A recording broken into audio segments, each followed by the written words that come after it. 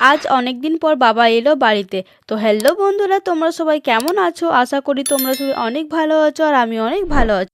তো আমি যাচ্ছিলাম বাবাকে আনতে, আর এত রোদ দিচ্ছিল তার জন্য মুখটা রোদে পুড়ে না যায় তার জন্য আমি পরে নিয়েছিলাম মাস্ক, আর নিজের সেফটির জন্য পরে নিয়েছিলাম হেলমেট। তো চলো বন্ধুরা যাওয়া যাক। আর ওইদিকে দেখো, আমি আমার স্কুটিটা বাইরে লাগিয়ে দিয়েছি। স্কুটিটা বাইরে তো লাগিয়ে দিয়েছিলাম, কিন্তু স্কুটির চাবিটা আমি আনতে ভুলে গেছিলাম।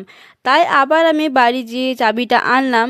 আজ সূর্যমামার এতটা তাপ দেখে আমার মাথাটা গড়বড় হয়ে গেছিল, তাই হয়তো আমি ভুলে গেছিলাম স্কুটির চাবি আনতে। আমাকে আর আমার স্কুটিকে কেমন লাগছে অবশ্যই কমেন্ট করে জানাবে। তারপর আমি আর আমার স্কুটি প্রকৃতির সৌন্দর্য দেখতে দেখতে বাবাকে আনতে চললাম। তারপর ফাইনালি আমার বাবা চলে এলো। রাস্তায় দাঁড়িয়ে বাবা দিচ্ছিল চিকেন আর আমি বানাচ্ছিলাম ভিডিও।